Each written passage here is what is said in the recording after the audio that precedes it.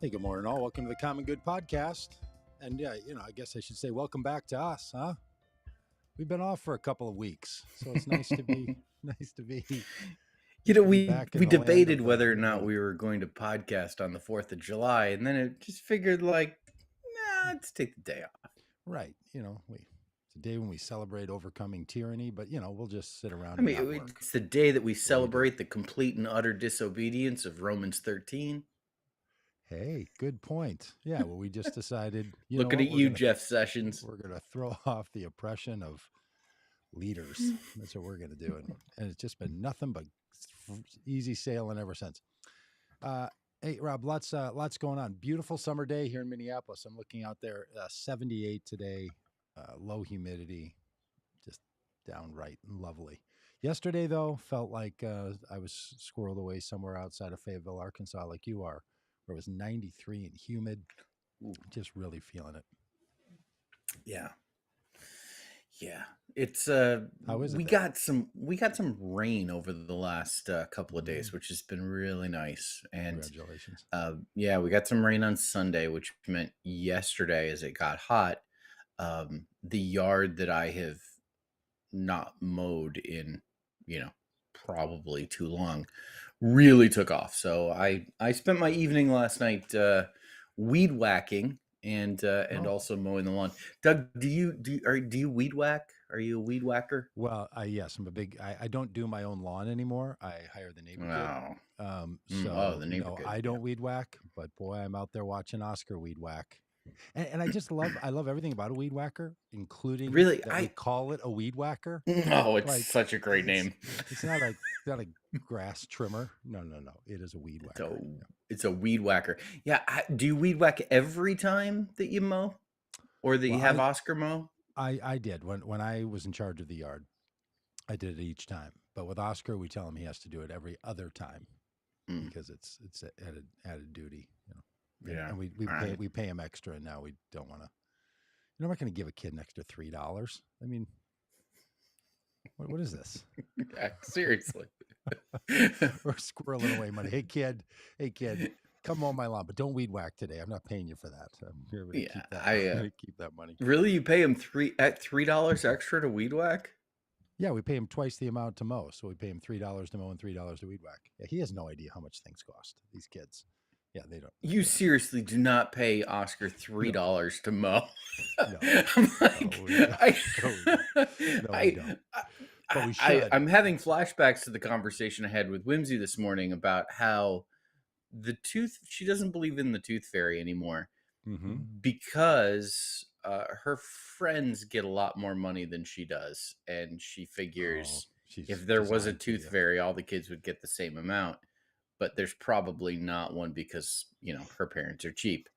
Uh, yeah, so I'm feeling the same way for Oscar right now. Yeah, Like don't you no. seriously don't pay him No, three we bucks, right? actually overpay him, and his parents are Oh. like, "Stop paying him that much." Like he How starts old is to. Oscar? He's 11 today, and Oh, Doug, uh, would you and we're please and we're recreate the to- picture of Donald Trump yelling at the kid mowing the we're lawn at the totally White House with you and Oscar? yeah we're totally that guy, and we're totally overpaying him. But and that makes you just think about school, Rob. And today we're going to talk Yeah. with Karin Chenoweth about what's going on in school boards. A lot Hmm. happening in school boards. We talk about politics around here, the common good, and political imagination that believes we all do better and we all do better. Personally, Rob, I'm a big fan of public schools. I'm Yep. a product of them. Not anything anyone would, you know, want to recommend. Uh, but public schools and the public school movement, and specifically the high school movement from the early part of the 20th century, is the defining difference in what happened in the 20th century in the United States versus other countries. An argument could be made. We're going to have a guest on who's going to argue this point, and I'm one who's convinced of this, that the commitment of the United States of America to educate with public funds every child through grade 12 without a child having to determine a career path. Those choices are unique, were unique at the time, and remain unusual even to this moment. And the idea being that you're supposed to have equal education. Now, we know for a whole lot of reasons that hasn't happened. We can talk about that maybe as we go. But these are supposed to be run by local school boards. And that was another big decision that was made, was that schools wouldn't be run by the state. They wouldn't even be run by the county. They wouldn't even be run by the city. Schools would be run by a local leadership, a local association, a local board. These are called school boards. And for a lot of people, they're one of the early places where people get involved in politics. But it's supposed to not be partisan politics. It's supposed to be, people from different perspectives that come together and help give leadership to the schools. Whether or not school boards are still a good model for running a complex education in a diverse society is a great question to have. But the commitment to public education and the commitment to free schools it is essential. And since the high school movement, let me be a little lectury here for a minute. Since the introduction of the high school movement, there have been people who have rejected the notion, did not want free education for everybody through grade 12 publicly funded. They've been fighting it since the 1930s, since the 1920s, actually, and they're fighting it in 2023. They want to stop public schools. They often do this through public charters and through private schools and trying to move public funds into private schools. And it's been a 100-year success and a 100-year battle to keep public schools going. So that means that in a lot of places, school boards become this pinnacle of different views of how we should organize our societies. And that's part of the reasons that school boards become so important. And Karin is with us today, and she knows much more about this, and she will talk to us about it and what's happening in these school boards and why they're being so. I mean, school boards have turned super wacky. Yeah, Doug, you have probably heard me say it longer than anyone else has, that because I've been saying this for quite some time now, that since the conservatives took the Supreme Court, school boards would be the front line of the culture war. And we have absolutely seen that across the country. And, they just tremendously important in terms of protecting freedom, protecting the opportunity for students to learn, and to try to hold back this push from the religious right, the far extreme religious right, in all sorts of different ways. So and it's one of those things that school board feels like one of those kind of forgotten elections. You think about the people you vote for, and wow, school board is that's one of those, like, we gotta hopefully find somebody who will be willing to do that, right? And as it turns out, school board elections are really, really important. All right, and a lot going on there, and we have someone who knows much more about it than we do, and that is Karin. Hi, Karin. Glad to have you on the podcast today. Thank you so much for having me. Well, first of all, let's check in with where you are and how's the weather, because one of our little things around here is to remind each other that we do all live under the same blue sky. Well, we have blue skies here, and it's a beautiful 82 degrees, not terribly humid yet. We've had a real run of terribly hot, humid. When I'm just outside Washington in Silver Spring, Maryland. Oh, yeah. And when it gets hot and humid and it rains, it just becomes a steam bath.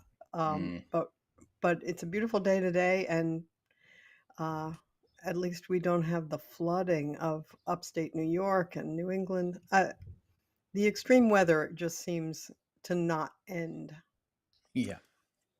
Well, all right, Karin. So you know a lot about climate school. is changing. Yeah. Oh, is that it? Is that? We got a little idea around here we want to float to people.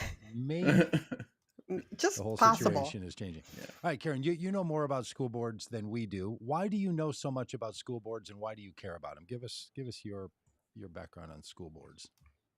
So I am a longtime reporter and education writer, and I've been studying schools for a long time. I worked for a national education advocacy organization for 18 years, during which time I wrote 4 books and co-authored a 5th not about school boards, but about schools. Hmm. My beat, if you will, is high performing and improving schools that serve children of color and children from low income families. So Hmm. the schools that we are told do not exist, that's what I wrote about, the schools and districts. Hmm. And last year I retired from Education Trust, and I looked around and I wanted to do something to support democracy. And I thought, I will register voters in Pennsylvania. I will door knock. I will write postcards and so forth. And then I thought, I do have this expertise. Maybe I can use it to help somebody. And I thought about school boards and school boards being hugely important. I haven't written that much about them, but they're hugely important. And here's the thing about school boards. You've already mentioned they're very low information races. People are just grateful if somebody runs, and they actually a shocking number of school board members have never run in an opposed election. Wow. Um, many of them run. Many of them actually, yeah. I mean, so they run unopposed, and I've worked the polls. I know you can stop people in their tracks. They are walking through the Mm. gamut of election flyers and signs, and they know who they're going to vote for president and Congress. And I've worked for school board candidates, and I've said, "Do you know who you're going to vote for school board?" And they will stop and say, "No, I haven't thought about it. Yeah, Who should I vote for?" totally. And they're just very low information, very low turnout. Even people who vote all the time Hmm. will not vote for school board, or will start doing like the choose candidates the way I choose horses in the Kentucky Derby. Oh, I like that name. Karen, I was literally going to say that as someone who is executive director of a voting group, I have never once made an informed decision on who I'm going to vote Mhm. for school board. Truly, Yeah. one time there was someone who I knew who had met at Yep. something. I'm like, hey, Yep. Nancy's running for school board. I'm going to vote for her. Other than that, Yep. I have done what you have done and either just, picked random order. If there's, if it's like pick 3 out of 5 is typically what happens, I think, when the voting that I've done. It feels like the back of the ballot when you're voting for judges and they're all unopposed. It's just like, what are we even, why do I have to fill in these circles? And I pick them on people's names and just ridiculousness.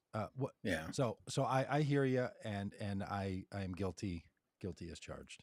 And Well, I apparently mean, I, many online, of us so are. I so mean, so is it. Peggy. So is Peggy Hay, and I imagine everybody hey, else. listen, I just want to say I have had a school board candidate sign in my yard. So, Wow. I but have as because well. it was a friend of mine who was running for school board, and so that, yeah. So Perfect. Peggy, it's interesting. I'm sorry, Peggy. I was just looking at Peggy's comment there, being Yeah. guilty. Karen, school board races don't get a lot of attention, but they do have like an oversized impact on people's lives. When you think of, so, you know, uh, we've seen a trend with school boards lately Uh-oh, making you decision. froze. We still got you. Am I out, Doug? Am I No, here? I still got you. Peggy was Okay. Peggy. Good Karen, grief. I'm sorry I did that. Yeah. No. I did it myself. I was reading Peggy's name again. Karen, we still have you. All right. So, okay, you keep going with your thought. My guess is Yeah. that Karen's going to pop back into real Oh, life in a second. Hi, Karen. We didn't lose you, but it looks yeah, like you you've froze for a little bit, or maybe I did. Okay. All right. We're good. So we've got we've got this sense that school boards are low, like they're low information races. That people aren't super engaged, but they are super important. Karen, have you seen what have you seen in terms of an increase of the impact of school board elections on where we're at as a culture and where we're at as a democracy? How do you were interested in being involved in protecting democracy? How did that lead you to school Hmm. boards? What's the connection between those two things? So there are 13,000 school, more than 13,000, but I just sort of Wow. round the numbers. More than 13,000 school districts. There are more than 88,000 school board members. Wow. So they are the most plentiful of all our democratically elected uh, Hmm. officials. A small percentage, a few percentage are appointed by mayors or executive officers, but 97% are elected by their local constituents. And so they are, in many ways, the face of democracy. They are the people who have the most control over something that I think we all agree, which is uh, arguably the most important thing we do: Hmm. educate the next generation to become citizens capable of helping us become a more perfect union. I mean, so roads, I mean, there's lots of other things that are important in people's lives, but education is certainly important. However, only a third of the electorate has, maybe depending on the jurisdiction, has kids in school. Yeah. So, they are the voice not just of parents, not just of teachers, but of the whole.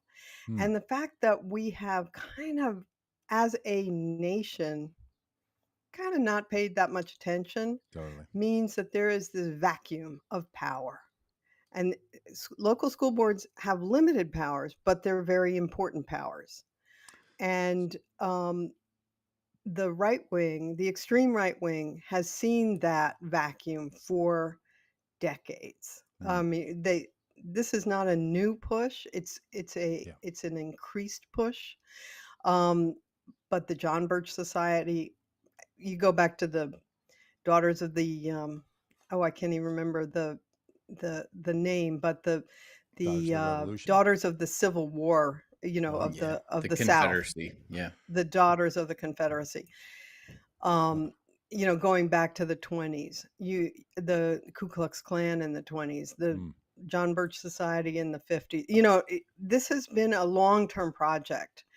Hmm. And in 2019, or 2020, well, sometime around there, Steve Bannon said the road to Congress Yeah. is through the school boards.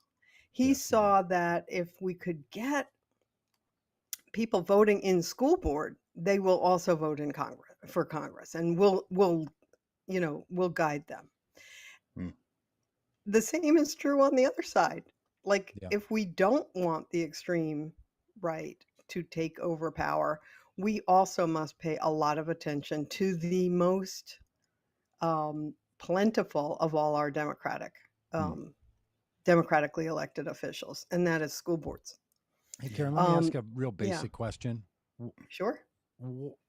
and okay, I'm one of those people that had 4 children go through public school. They've been out of our youngest child now has been out of public school for 12 years.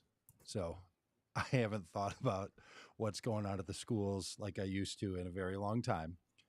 But even when we did have kids in school, which was a lot of them for a long time, I don't know that I know what school boards do. What do they actually what are they responsible for? I feel like I know what teachers do. I think I know what administrators do. I think I know what superintendents do. What's the role of the school board, and is it different in different places? Is that typical everywhere, or are Well, school boards different? there are some differences state by state in terms of what is expected by law, but for the most part, so this is the highfalutin thing that I'm Yeah. going to say. They establish the vision of the community. So, does Hmm. everybody want all kids to have a good education through 12th grade without having to choose a career, as you Yeah. just put it? Is that a vision for the community, or would they really more prefer kids to go out and work in sawmills and get killed? And I just saw a story about a kid being killed in a sawmill in Oh my goodness. Wisconsin after the labor laws have been loosened. It's so horrifying to me. I Mm-hmm. just um, what is the vision of the community? I hope it's, as you described it, but it's to establish the vision of the community. More specifically, they hire and manage the superintendent, Oh, and so they're the ones who actually make the decision on who will run the school system. They're not I see. supposed to micromanage, but they are supposed to keep an eye on what the superintendent does. And I would say one of their most important thing is to ask questions like, why did you make that decision? What's the evidence Hmm. for it? How are you going to know if that decision resulted in the things that you wanted to see? Like all those kinds of questions that, you know, a board of any organization should be asking. They also approve the budget, which is huge. Budgets are moral documents or political documents, and they act as the liaison between the school system and the general Hmm. community and other political bodies. So some places like New York, school boards actually set taxes. That's unusual. Ordinarily, they often have to go to the county council or town council or, some other legislative body to ask for the money that they want to spend. Yeah. So those are the So, three really big things that Wow. they actually do. yeah. Hmm. So, Karen, we've gotten school boards kind of in the news because of things like, you know, book banning, Yeah. um, use of pronouns, uh, like Curriculum. what's that? Curriculum. Curriculum, like these kinds of things have become issues as more and more extremists have run and gotten elected to school boards. They've kind of turned these issues into things that can happen at that level and pull those levers of power. Tell us about, are there any specific, situations that are happening around the country where we're seeing school boards making, decisions like this that um, that it would be good for us to think about. Like, tell us about, something that's some of the crazy that's happening around the country. There's a lot of crazy that's happening. Wow. So, so, so what we're seeing, and it's still a relatively small phenomenon. It gets big headlines because um, that's what gets headlines. Extremism gets headlines. The ordinary, boring workings of ordinary school boards don't get the headlines. Right. But Mhm. um, one of the big things that I didn't say that school boards do is they set policies. They Mm. enact their vision through policies. So, Hmm. for example, every school system should have a policy about how to buy library books. What goes into buying a school library book?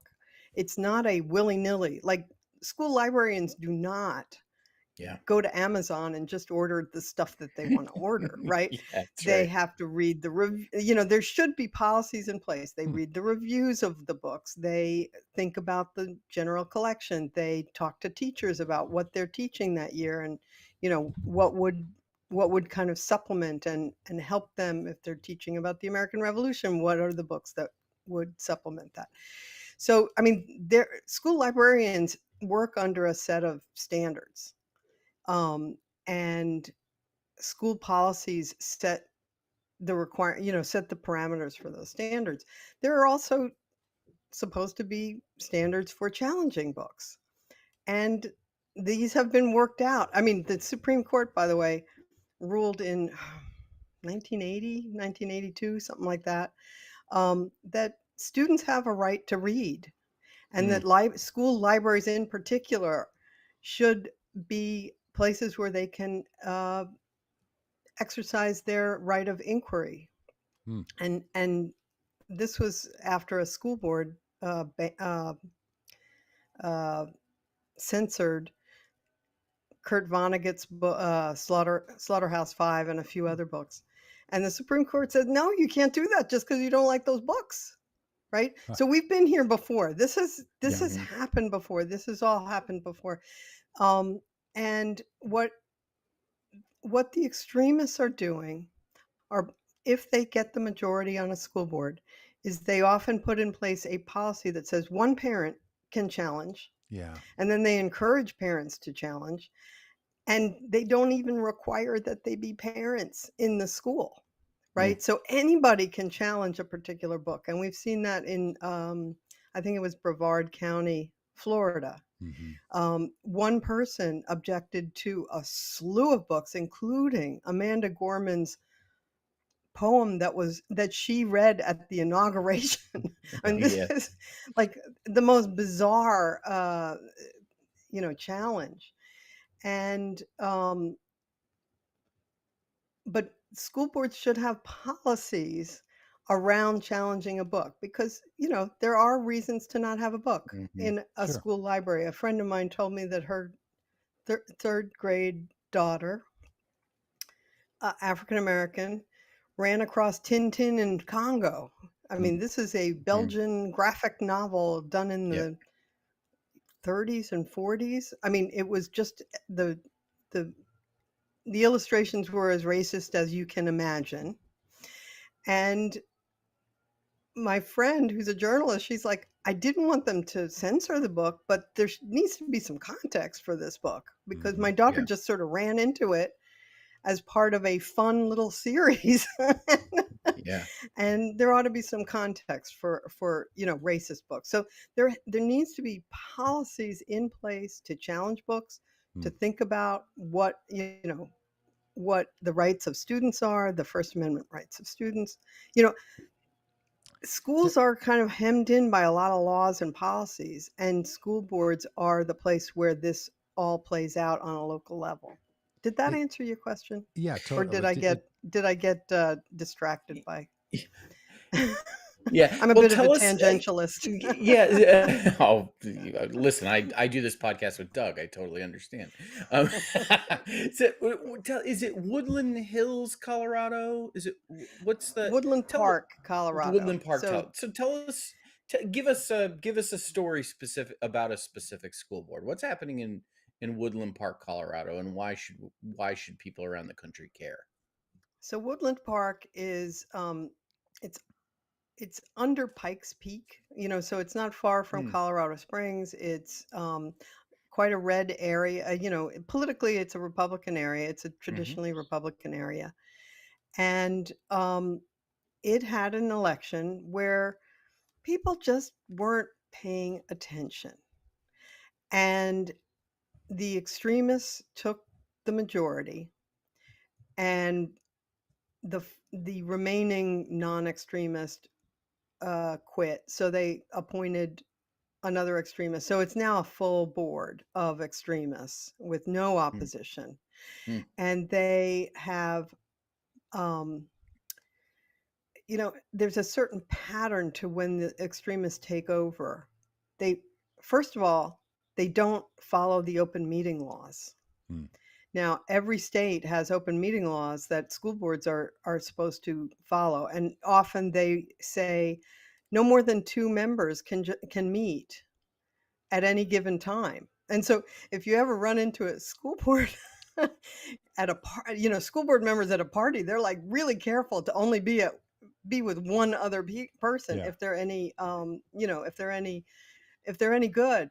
But because the point being that these decisions are public Mm-hmm. decisions and need to be made publicly, right? So they immediately don't pay any attention to the open meeting laws. So they've already clearly violated that, because they come in and they just vote on stuff without any discussion, without anything.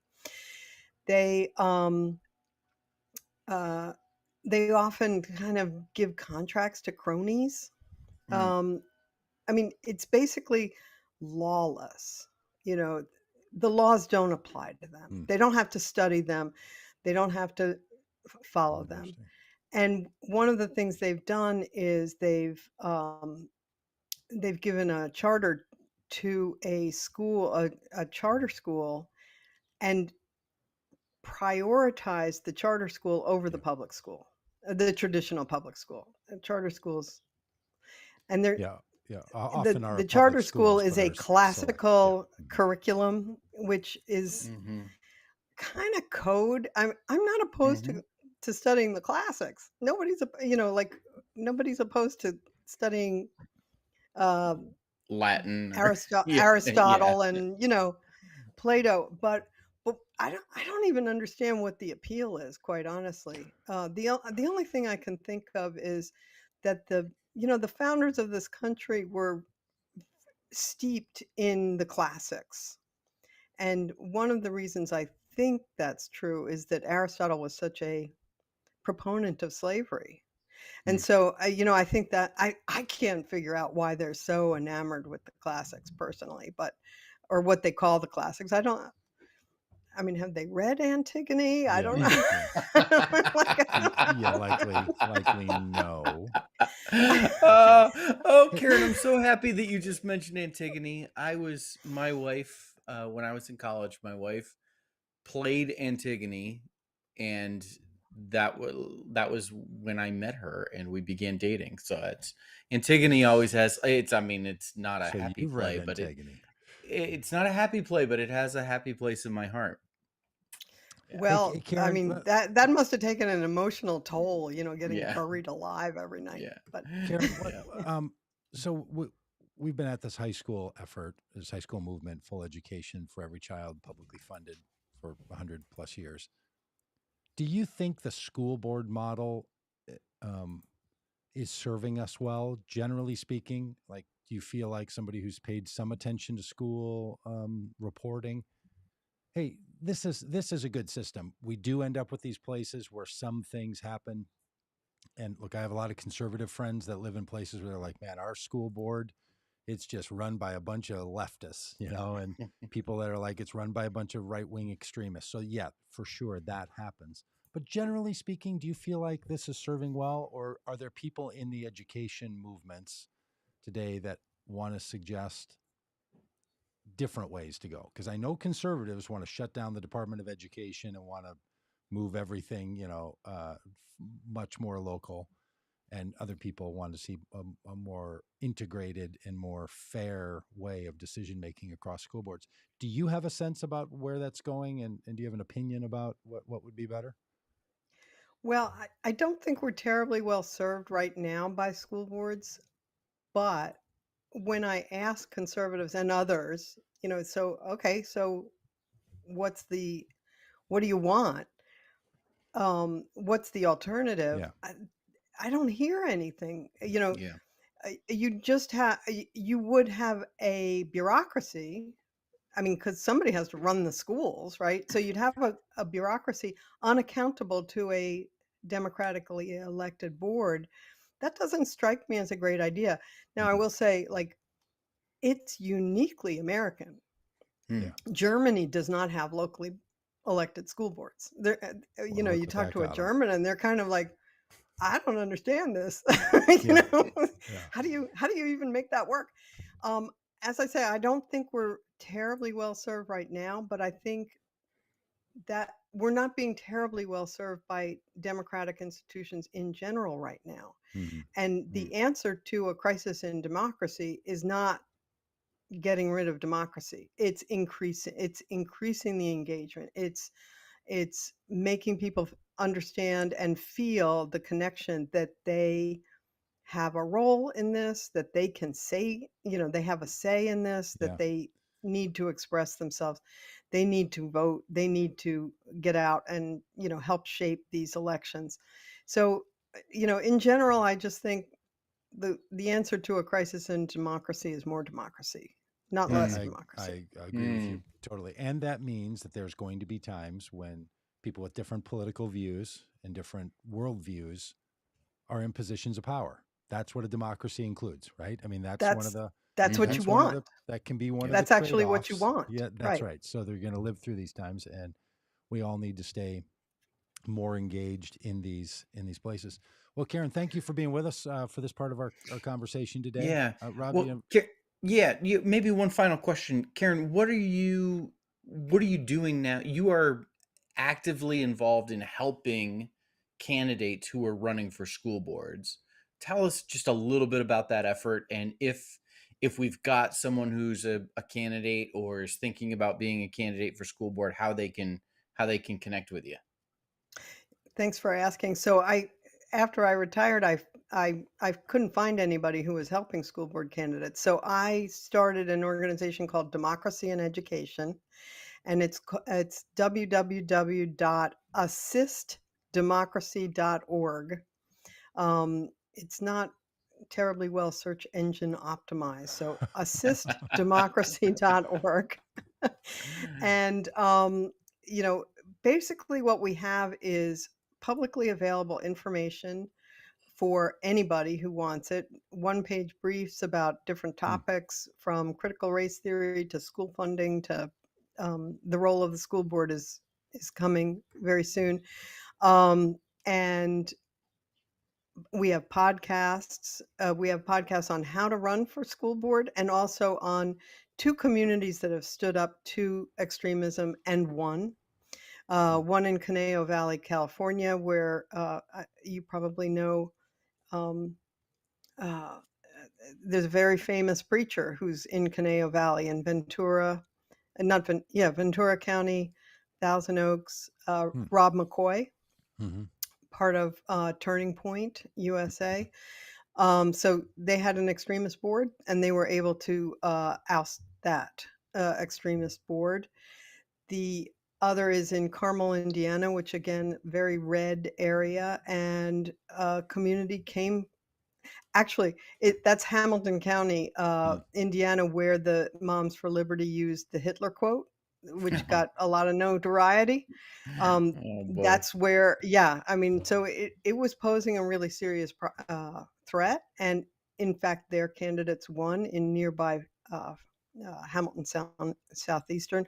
But in Carmel, Indiana, the community came together and were able to defeat the extremists. So so we have podcasts about those two campaigns, and then we also are hosting national calls and a private forum where people across the country can share questions, share expertise, share their experiences. And we were very happy to have Rob brief us at our last national call on the role of Christian nationalism, which, as someone who does not come from that world, is it's so all get out, isn't it?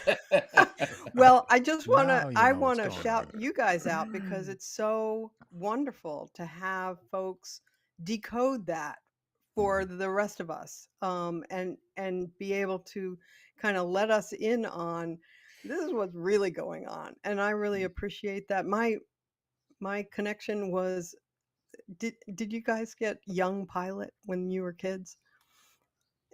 Does that ring a bell? No. My aunt sent us Young Pilot, so that's my one connection to Baptist, to Baptist There we go.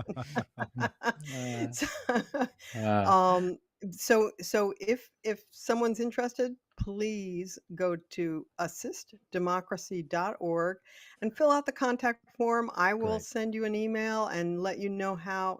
I will ask what's going on in your school district. I will let you know how to get involved with us. We have a network now across the country. It's not large, but it's a very serious community of people who know what they're doing.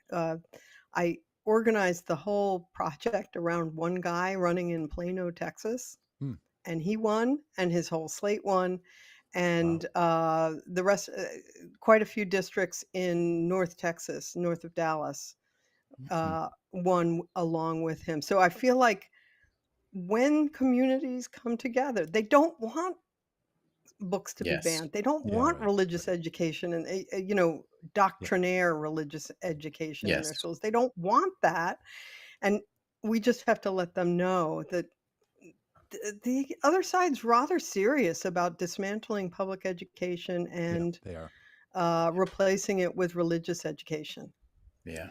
Well, Karin, thank you again. We really appreciate Thank you you being so here. much We for hope people having will me. find their way there and find their way to politics for the common good. So thank you. Rob and I Thank are gonna you. Yeah. Rob and I are gonna keep going, and we'll chat about all the other Yeah, things happening we in need to talk about like showless or shirtless Joe Biden and all sorts of stuff. shirtless Joe Biden. Is there a shirtless Joe Biden Yeah, incident? you didn't see the video of Joe Biden on the beach in Delaware? No. Is he fit? Does he have that Bruce Oh, Springsteen kind of physique? And well, listen, um, no. okay, I mean, all I know is my, 40-something-year-old wife, when Bruce Springsteen walked on stage in Tulsa, Oklahoma, uh, she let out a little gasp or pant or something, yeah, for dreamy, 72-year-old Bruce Springsteen. as did So no, I. no, it's not that, but he was, yeah, you didn't see the video of the president No, going shirtless? no, but I Oh, think it's because I don't do fantastic. Twitter anymore, so I Yeah. just don't see that stuff. I mean, Are there's you just on Threads? I am on Threads. Yeah, I've been on Great. Threads for 6 days now. Yeah, I have 2 Yeah. posts on Yeah. Threads. Yeah, Yeah. did you I see it can't on Threads? Is that no, I possible? saw it on Twitter. Okay, all right, see that. There we go. Uh, Yeah. well, Tracks. hey, lots of things happening around that Hmm. world of the newest you know happenings in our politics. But do you want to talk a little bit more about school board stuff? Do you want to chat Yeah. about that, or do you want to pivot right into? Yeah, I mean, we can pivot. I mean, it's all connected. It's just, these races are tremendously important. All of these culture war issues that, we're talking about, Mhm. that from CRT to book banning to, trans persecution, all Yep, of this stuff, it's yep, happening at the school board level. that's it. Absolutely. And I mean, somebody mentioned in the chat earlier, you know, COVID, masking, Yep. quarantining, all of that. Like all of these issues happen Hmm. at the school board level. Yeah, And so these races that we don't know anything about are yep. tremendously important. Yabitz makes this comment on our YouTube channel saying, look, education is one of the quote 7 mountains. Yes. And if people are familiar with that, they might know that 7 mountains are these 7 areas of influence that particular Christian people want to work in. And it's one of the areas that Christian nationalists like to understand themselves. And that's that you're going to have key leaders of influence in 7 areas of cultural impact. And education is one of those. So when people are running for school board or being superintendents or whatever, it's often seen as the call of God to make that particular institution of society more like the hopes, dreams, and imagination God has for the world. Now, this gets really complicated for people, right? Because any of us who carry a particular faith do want to see, as the famous old prayer would go, your will be done on earth as it is in heaven, right? That kind of idea, right? That there would be Yeah. this notion that these things that are of God would be beneficial to people. The problem can be when people's view of what God wants for the world isn't good for people, and that's what seems to be happening in a lot of these areas. And then Alex, as you were saying, responded by saying, "Look, COVID masking and vaccine mandates has really fueled a lot of this work."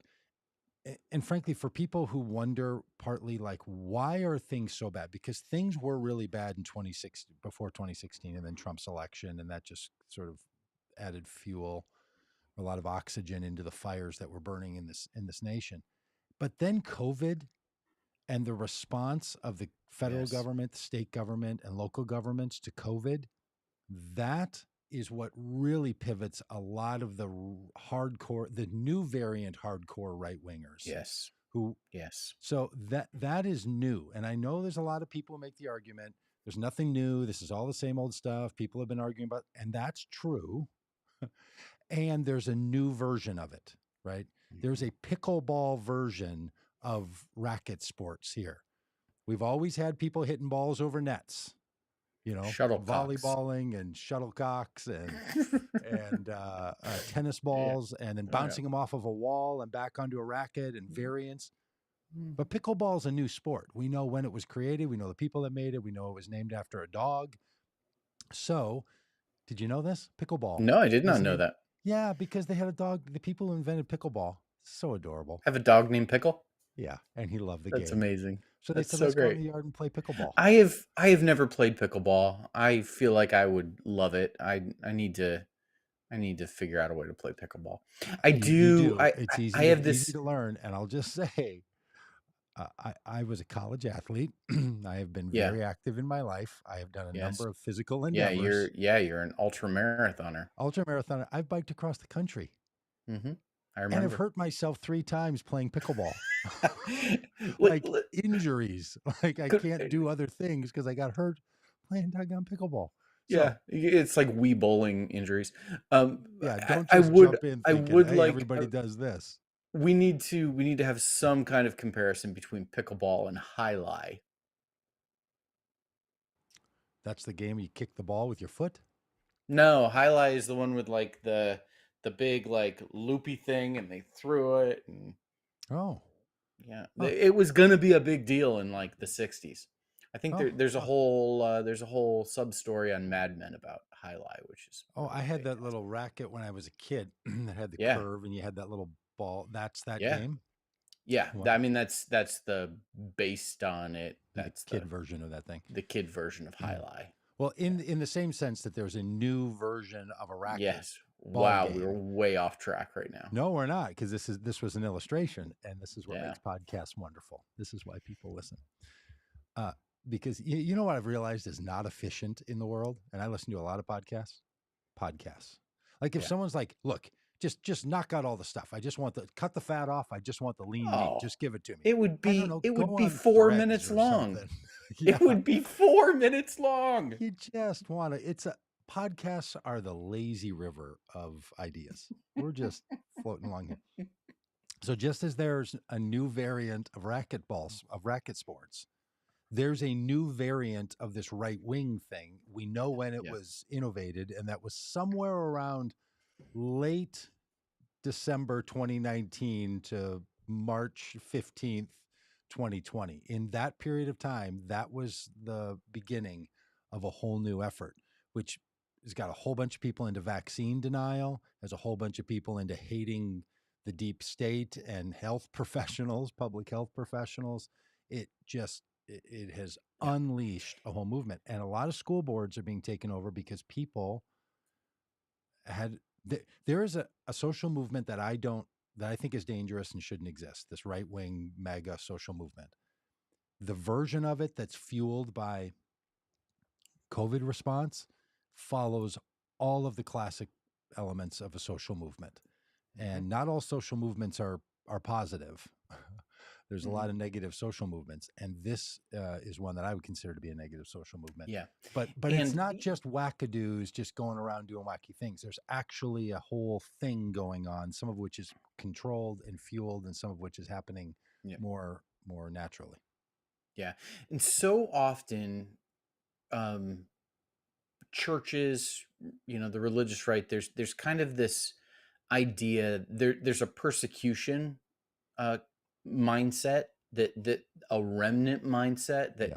oh, the world is against us, the government's against us, they're trying to put us out of business, they're trying to snuff us out, they're trying Yeah. to destroy us, turn this into a godless society. Yeah. And so from that mindset, that persecution mindset, the the shutdowns during COVID were interpreted as the government is shutting down our churches. The Yes. government is telling us we can't worship. The government is telling us we can't assemble.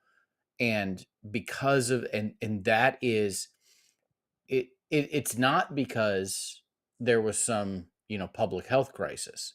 It was because they were using this disease as a means of um, furthering their godless liberal agenda of shutting down churches. And so that's kind of the COVID connection with this Christian nationalism thing. Kind of that's one of the on ramps. Yeah, that is so well said.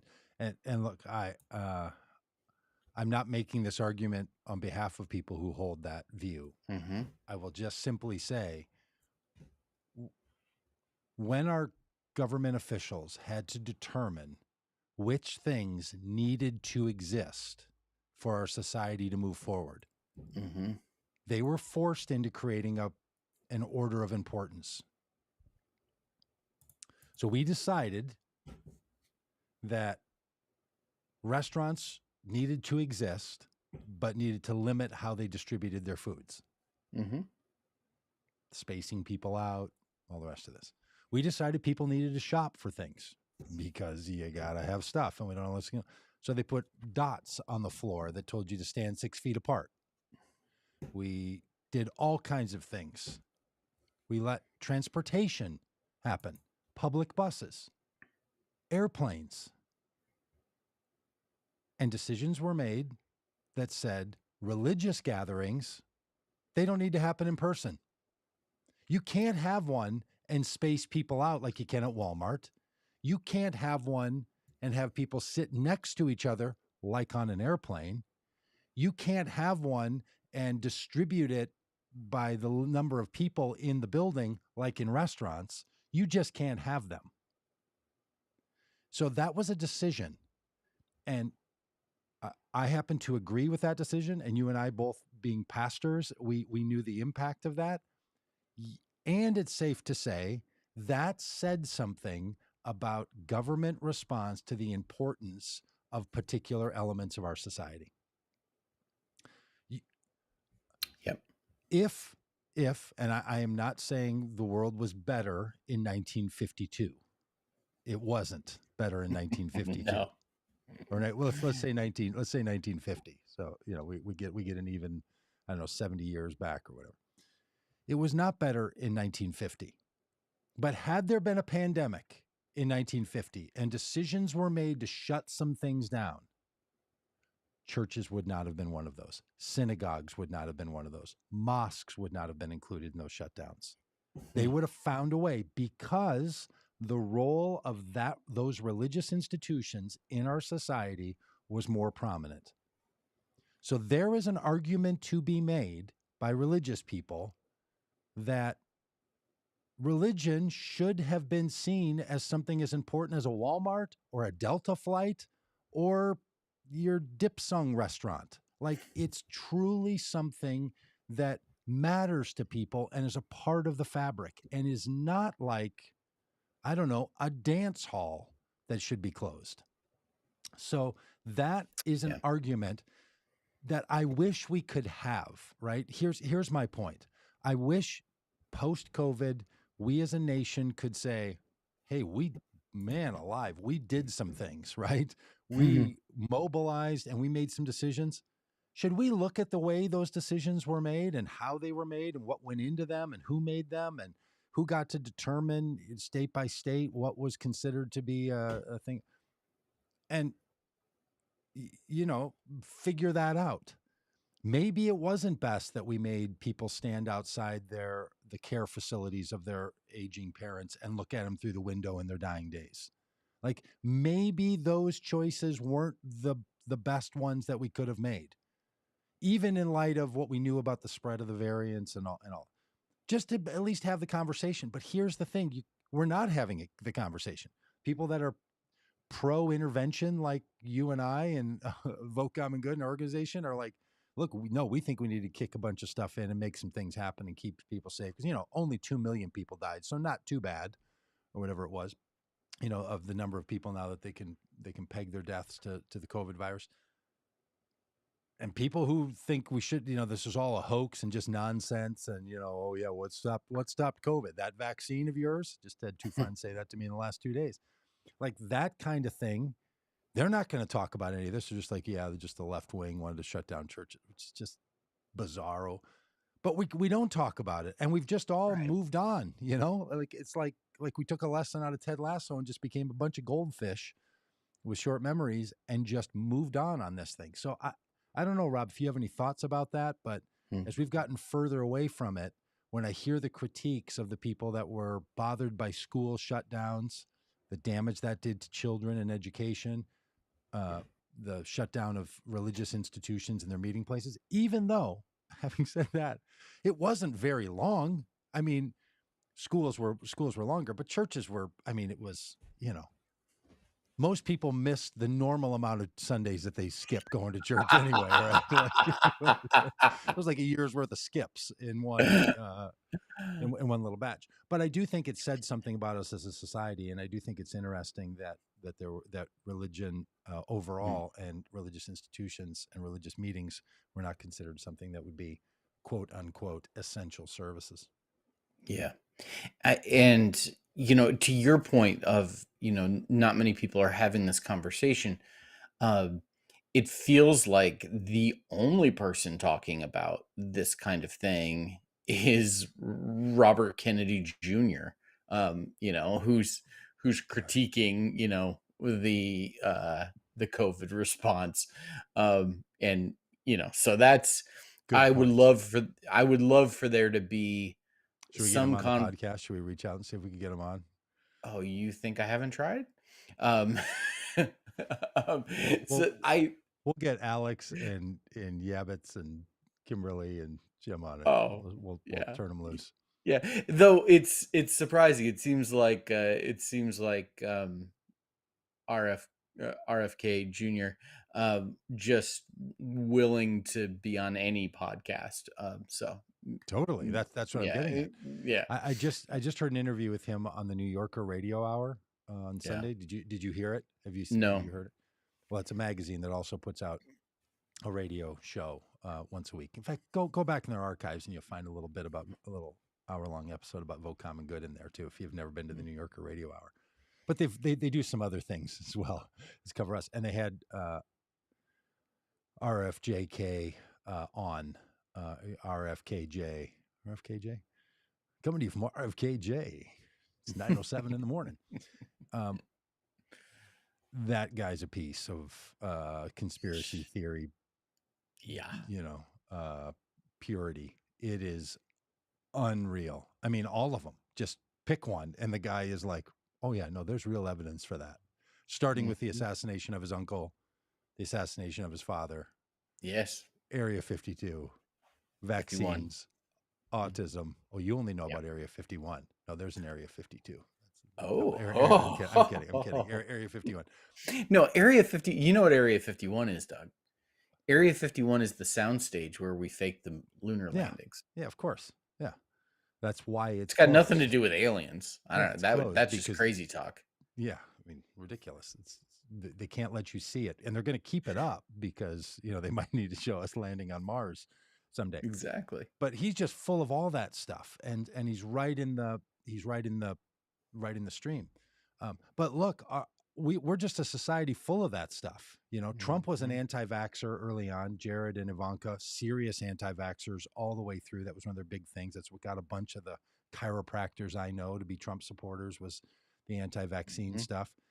Hillary Clinton and John Podesta promised that they were going to release all of the UFO data that we have, because they're pretty convinced about the UFO cover-up that the government's been involved in. So I'm just saying that when people are like, why would someone like this be attractive? Because generally speaking, as a society, there's a lot of alternative theories in our world that a lot of people believe and hold to. And then there's some real stuff too. And the real stuff is that we have not really taken consideration of the choices that were made for any of the decisions. And we need to, because there's going to be other close downs and shutdowns and stuff that doesn't seem like that's never going to happen again. Really? Right? That's interesting. How old are you? I'm 48. So in 48 years, we already had one of these. Within the next 48 years, there's going to be another one of these, right? In the next 40, 45 years, that's how viruses and stuff work. We had one in 1912. We had a whole bunch of breakouts on other stuff that we got a handle on, like polio and pox and all manner of things. We dodged a couple of them, just sort of happenstantially, unfortunately. Yeah. And we've had one now. Mad cow disease. Remember that? It was like, you can't get beef from London. because if you eat that meat, it gets into your brain and you go all zombie. Wasn't that what that was? The mad cow Yeah. disease? Like the Yeah. problem wasn't that it was killing the cows. It was that, right? No, I think it was making the cows crazy. I don't know. But wasn't the fear then that you couldn't eat beef because it was, Yes, because it would do the same to you. did I don't that know. ever? See, Okay. we Truly, know I far don't know more that. about COVID because it actually got to the level where we were at home with nothing to do but read about it. Mad cow disease, we just kind of kept going, much All right. like the I'm bird sure flu. I'm sure one of the people in the chat here knows this already, or if not, they can look it up. Did anybody ever, did people get sick from mad cow disease? I mean, I know that sounds probably heartless if it's like, yeah, X number of people died from that and you don't even remember. I really don't remember. Do you have any memory if mad cow I have disease happened? 232 people worldwide are known to have become sick of mad cow disease. Unfortunately, they all died. At some point or from mad cow disease? Right. I believe from mad cow. That'd be great. In the history of the world, there's been 700 million people, 7.12 billion people, and they've all died or will die.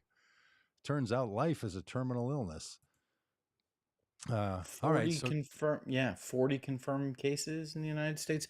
Wow, this is an old website from 1999. Whew. Ooh, well, that was even before the big, GeoCities. switchover. Yeah. But my point is, we know about mad cow disease. We can Mhm. talk about it now. And if you're telling me that was 24 years ago, that's going to blow my mind. But 24 years ago, we know about this thing. We still kind of joke about it. And 40 people died, 40 in the United States. People treat COVID pandemic like that. Like, oh, that Yeah. wasn't anything. Yeah. I mean, seriously, why do we have? Yeah. So I'm not saying we should be Yes. blowing it off because now I don't know. We're probably going to get some YouTube challenge or something Oh, because we said these seriously. words. We're gonna get dinged on YouTube for this It's conversation. unbelievable. It's Area really 51 is where it's the soundstage where they faked the lunar landing. I think that one's free to talk about. Is If it? you don't, I think so. I think you can talk about Oh. UFOs and stuff. I don't think you can. Yeah. Well, I'm not talking about the set UFOs. I'm talking about us faking the lunar landing. Oh, sorry. I conflated those things. The fake UFO. How come so many people who believe that we didn't land on the moon Also believe in UFOs? Yeah, That's like an it's just a excellent one-way question. deal. Like Yeah. apparently, They're coming here. We're not going there. Yeah. Whole civilizations came here to Egypt and built pyramids, and yet we couldn't just fling ourselves up to our little bitty moon right up there. Yeah. All right. Is that we didn't even get to all the good stuff. Nah. Hey, did I ever tell you I sued my school board when I was in high school? Yes, I've heard that. Yeah, I forgot about that. Yeah, you Christian nationalist, you. No. I was trying to stop the leftist fascists from telling me what I could say. Trying to stop and now they've switched sides.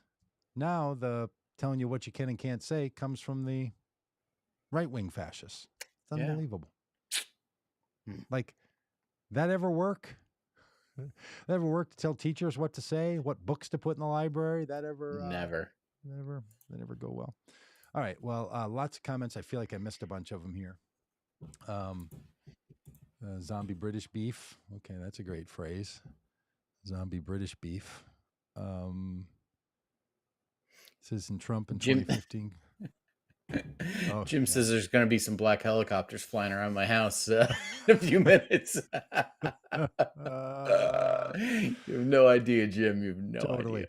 Hey, those who enjoy this live stream and podcast, just know we enjoy you, and we enjoy this right along with you. And you know that rule of and, where people are like, hey, don't live in a no world, don't live in a but world, live in an and world. We have a friend, Gretchen, who, if you're in a conversation with Gretchen, She always says, she begins just about every sentence in a conversation with, yes, and. And look, that's a great transition as opposed to no, but, right? Yes. Way better for sure, right? Yeah. Or even worse, I know, but that one really gets you. Actually, I have actually, I've come to the opinion that it's the words that follow and that are more important than the use of and. So look, we love this podcast along with you and enjoy doing it. And we're going to be off for the next week, but that's good news because Dan and I, Dan Dietrich, who you used to see on here and you will see back on here soon, we are going to the Wild Goose Festival in outside of Charlotte, North Carolina, where we will suffer in the heat of some small campground outside of Charlotte in July. So that's this week. And we're going to record a whole bunch of podcast stuff from there. Some presentations, some interviews, some fun stuff.